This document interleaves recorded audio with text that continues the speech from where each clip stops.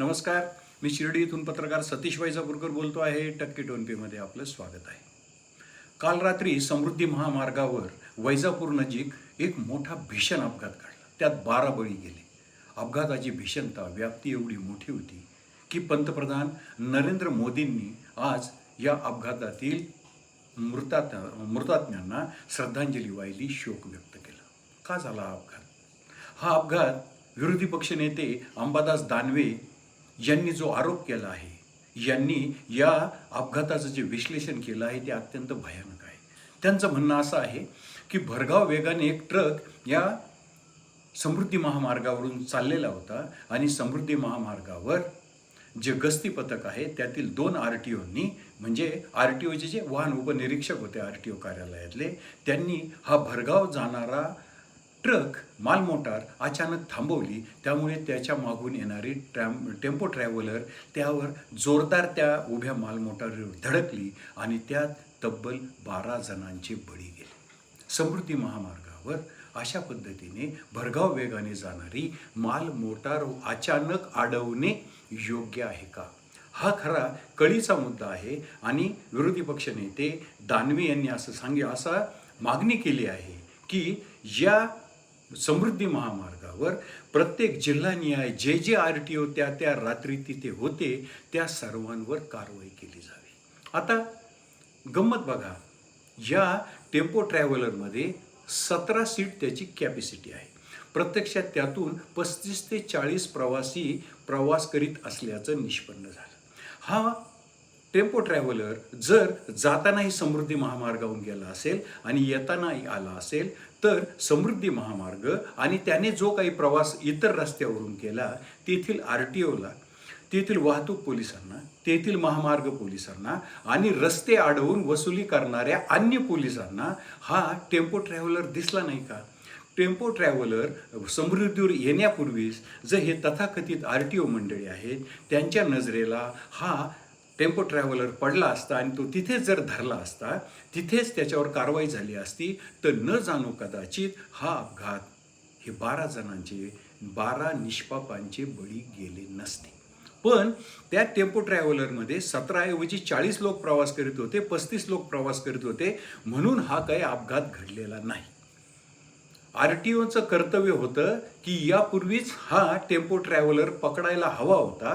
पोलिसांचं कर्तव्य होतं यापूर्वीच ही गाडी जादा सीटं भरून प्रवास करते आहे म्हणून पकडायला हवी होती. ती पकडली गेली नाही. पण 1 किलोमीटरवर एक्झिट आलेला असताना, 1 किलोमीटर अंतरावर टोल नाका असताना अलीकडे 1 किलोमीटर RTOनी ही मालमोटार भरधाव वेगाने चालणारी अडवण्याची एवढी तातडी काय होती असा प्रश्न दानवेंनी उपस्थित केला आहे. जर 1 किलोमीटरवर टोल नाका होता मग टोल नाक्यावर अडवायची. टोल नाक्यावर वाहनं तपासता येतात, टोल नाक्यावर वाहनांची तपासणी करता येते, ती सुलभ असते, त्यातून अपघात होण्याची सुतराम शक्यता नसते. हे RTOंना माहीत नसण्याचं काहीही कारण नाही. अशी कोणती तातडी होती की टोल नाका 1 किलोमीटर अंतरावर असताना देखील ती मालमोटार भरधाव वेगाने जाणारी अचानक उभी केली, त्यातून हा भीषण अपघात घडला. म्हणजे जे टेम्पो ट्रॅव्हलर आधी अडवायला पाहिजे होता तो अडवला नाही. जी मालमोटार अडवायला नको होती ती नको त्या ठिकाणी अडवली, त्यातून हा अपघात घडला आणि 12 जणांचे बळी गेले. ह्या अपघाताला जबाबदार कोण? केंद्रीय मंत्री नितीन गडकरी असं म्हणतात की RTO हे खातच बरखास्त करतो. त्यांना मुळात हे RTO हे खातच मान्य नाही. त्यांचं म्हणणं असं आहे की RTO हे वाहन चालक आणि मालकांना त्रस्त करतात. देशाचे एक कर्तबगार रस्ते वाहतूक मंत्री सांगतायत, ज्यांनी देशभर रस्त्यांचं जाळं उभारलं, RTO हे वाहन चालकांना, मालकांना त्रस्त करतात. म्हणून त्यांनी लायसन्सची प्रणाली सुलभ केली, त्यांनी वाहनांचं पासिंग सुलभ केलं. त्यांची मनोमन इच्छा आहे RTO हे नको, हे RTO हे खातच नको. असंच महामार्ग पोलीस आहे. महामार्ग पोलिसांचं काम वाहन चालकांना, अपघातग्रस्तांना मदत करणं आहे. प्रत्यक्षात महामार्ग पोलीस काय करतात हे तुम्हाला मला सगळ्यांना ठाऊक आहे. तिसरी आहे वाहतूक पोलीस, वाहतुकींना शिस्त लावण्याचं काम आहे. दंडवसुलीच्या नावाखाली ते काय करतात हे सर्वांना माहिती आहे. हे आपण उघड्या डोळ्यांनी पाहतो आहे. आज विरोधी पक्षनेते दानवे आरोप करतायत, कारवाई करण्याची मागणी करतायत. पण ज्यावेळेस दानवेंचा पक्ष सत्तेत होता त्यावेळेस हीच परिस्थिती होती. आज भाजप सत्तेत आहे तरी हीच परिस्थिती आहे. यापूर्वी काँग्रेस सत्तेत होती त्यावेळेस हीच परिस्थिती आहे. सरकारे बदलत जातात, राजकीय पक्षांच्या सत्ता बदलतात. जो राजकीय पक्ष विरोधात जातो तो धारेवर धरतो सत्ताधाऱ्यांना, आरोप करतो ह्या अधिकाऱ्यांवर आणि मग सत्तेत असलेल्या मंडळींना ज्यावेळेस पाणी गळ्यापर्यंत आलं आहे असं वाटतं त्यावेळेस मग ते कुठेतरी थातूरमातूर कारवाई करतात. आता ज्या 2 RTOंनी ही माल मोटार अडवली त्यांच्यावर जर थातूरमातूर कारवाई झाली, ते निलंबित झाले, एवढ्याने हे अपघाताचं सत्र, एवढ्यानं हे वाहन चालक आणि मालकांचं छळवणुकीचं सत्र थांबण्याची सुतराम शक्यता नाही. महाराष्ट्र तर त्या बाबतीत अन्य राज्यांच्या तुलनेत फार फार फार बदनाम आहे. ही गोष्ट आजच्या मायबाप सरकारने लक्षात घ्यायला हवी. आमच्या राहत्याला म्हणजे शिर्डीजवळच्या राहत्याला महामार्ग पोलिसांनी काही वर्षांपूर्वी अचानक लोखंडी सळया घेऊन जाणारा माल मोटार ट्रक अडवला. त्यांनी करकचून ब्रेक मारला.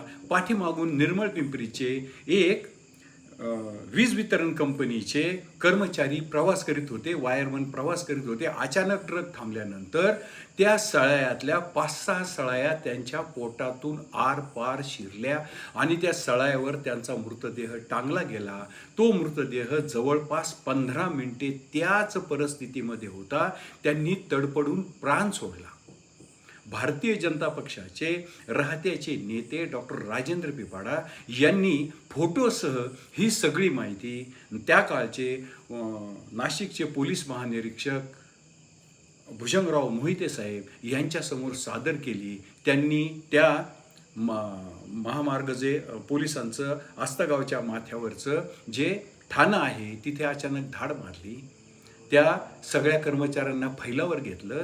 तुमच्यामुळे एक निष्पाप बळी गेल्याचं त्यांना खडसावलं आणि निष्पन्न काय झालं, फक्त तिथल्या फौजदाराची बदली झाली. आता एवढा मोठा अपघात झाला, एवढा मोठा भीषण अपघात झाला, पंतप्रधानांनी शोक व्यक्त केला.